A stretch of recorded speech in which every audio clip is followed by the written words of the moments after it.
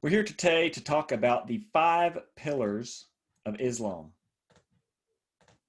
So these are the 5 most central aspects of Islam. Some of them are beliefs, some of them are practices. Uh, we'll talk more later about less central aspects, but these are the defining 5 features of Islam. The first is the creed. There is no God but Allah, and Muhammad is his messenger. The first part of that you can draw from a line in the Quran which says, "Your God is one God, there is no God but him." That is interestingly similar to a line from Deuteronomy in the Torah. That is part of the Hebrew Bible, part of the Christian Old Testament, that says, "Hear, O Israel, the Lord your God, the Lord is your God, and the Lord is one." So this has become a very central statement of Judaism. It's a formulation that emphasizes the strong monotheism of Judaism and then Christianity. And similarly, the statement of the Quran is emphasizing the very same thing. Okay, so that's not an accident. Muhammad was strongly influenced by Judaism and Christianity, in fact, accepted a lot of the same scriptures and prophets, etc. In fact, accepted that Jesus was a prophet, just denied that he was divine. So in the same way that the Jewish Shema strongly emphasizes the monotheism of Judaism, the creed here, the Muslim creed, is strongly emphasizing the strong monotheism of Islam. There's no God but Allah. Allah is not a name, or Allah is not a name for God. It just means God, really. And Muhammad is his messenger. Now, we haven't talked about that part yet, but Muslims do not think that Muhammad was divine. They do not think that he is fit to be worshipped. Most of them do think that he was an ideal human being and should be imitated, but that is very different and far from saying that he was God or anything like that, or divine in any way. So they don't want him to be worshipped. Some do tend towards different devotions. And obviously, if he was the ideal human being, he should be imitated. And so his life should be studied and his teaching should be studied. But he was the last in the line of prophets, according to Islam, right? So the same prophets that are in the Old Testament, these are prophets in the line of Muhammad, or in the line that ends with Muhammad. So he was the last prophet. There were no others that came after him. Okay, so the strength of Islam's monotheism is such that they interpret Christianity to be claiming that there are 3 gods. So Christianity claims that there's a trinity, that is, that there is one God, and that God has 3 persons. Now, the theology behind that is very dense, very deep, so we're not going to get into it. But according to Christians, there are not multiple gods. There is one God that has 3 persons. Now, Muslims take this, they're so strongly committed to monotheism that they take this to imply that there are multiple gods. Okay, so the second pillar is prayer. Now, this happens 5 times a day. I say that with an asterisk. I don't write an asterisk, but I say it with an asterisk because many Shiite Muslims do not do prayer 5 times a day. They condense it to 3 times a day. But Sunnis and some Shiites do it 5 times a day: before dawn, midday, mid-afternoon, sunset, and nighttime. Now, that's done privately on every day of the week except for Friday. Friday is the public day of prayer, and so you have something resembling like a church service, sort of, not really, but people are coming together communally to do prayer together on Fridays.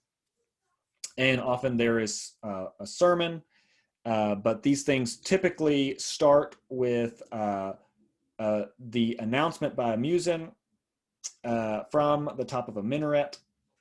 Now, these days, those things are usually recorded and put out over loudspeakers, but traditionally that's not how it was done. It was done by a guy up there in the minaret.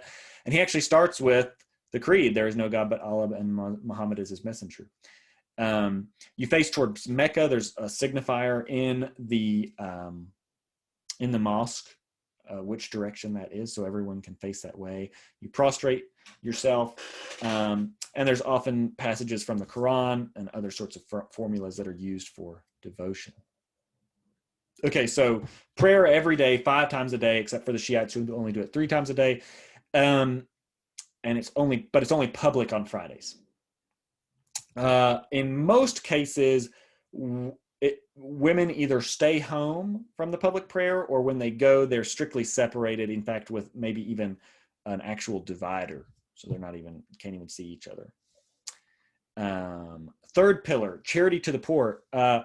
It's a yearly percentage, and importantly, it's from your total capital, not your income, right? So if I have $1 million in the bank, but I'm retired, so I only make, let's say I make $50,000 a year, I don't give from my $50,000 a year income. I give a percentage of my total assets. So I would give a percentage, 2.5% of my $1 million in the bank. This is importantly different from a Christian tithe. So the standard practice in Christianity, for example, is to give 10% of your income, right? So if you made that 50,000, you would give 5,000, right?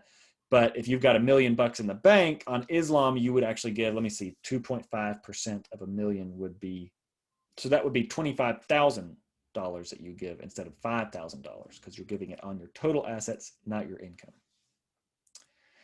And that's for the sake of the poor, right?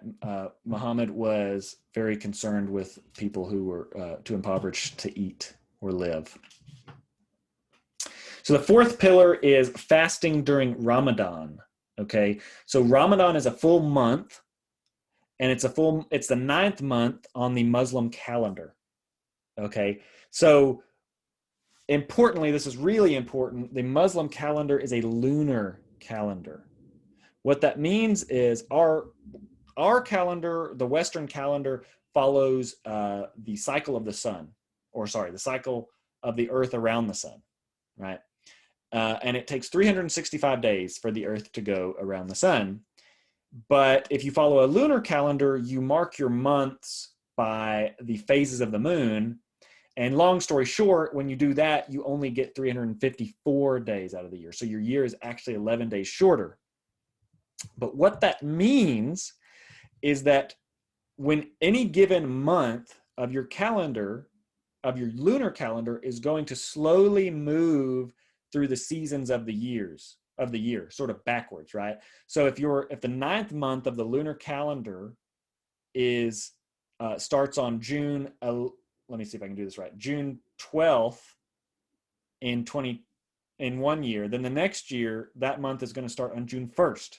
And the next year it's going to start in May, and then it's going to work itself back into April after a few years, right? Because the lunar year is shorter, right? So what's happening then is that Ramadan is always going to fall at different points in the year according to the solar calendar, right? It's going to sometimes be in summer, sometimes in winter, sometimes in spring, sometimes in fall. And that's really important because of the nature of Ramadan, right? So Ramadan is fasting, so you don't have any food, tobacco, sex, or liquids of any kind during daylight hours, okay? So you can't even drink water during the daylight hours. Now here's where it becomes really important that Ramadan moves throughout the year, by 11 days every single year. So maybe when you're a kid, Ramadan happens in winter. In winter, what happens with the sun? The sun is up for less time during the day, and it's not as hot.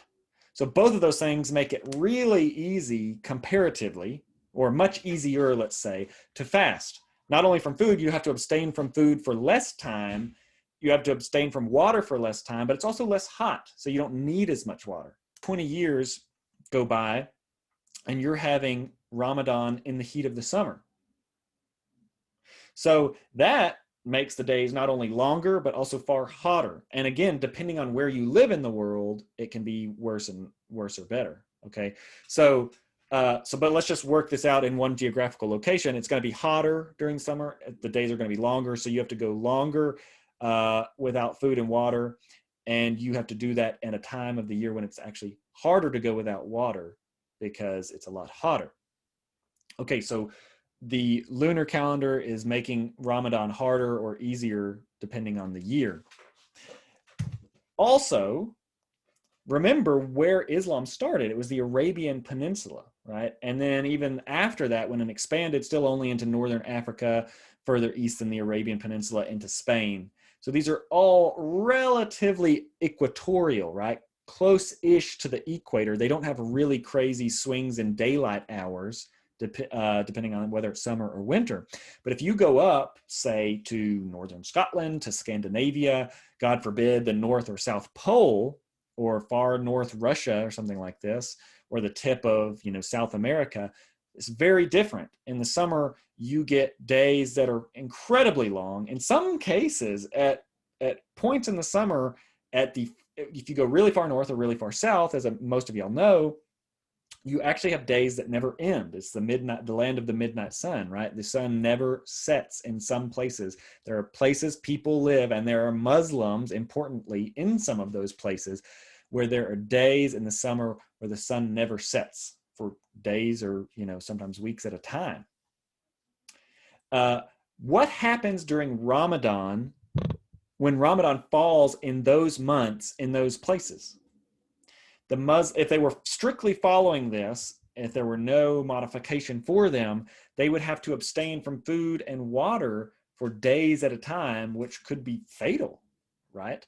In fact, and it's not like it's really hot during those times in those places because they're at the poles, or closer to the poles, but it's still going to be very hard, if not downright deadly, to go without water for days at a time, right?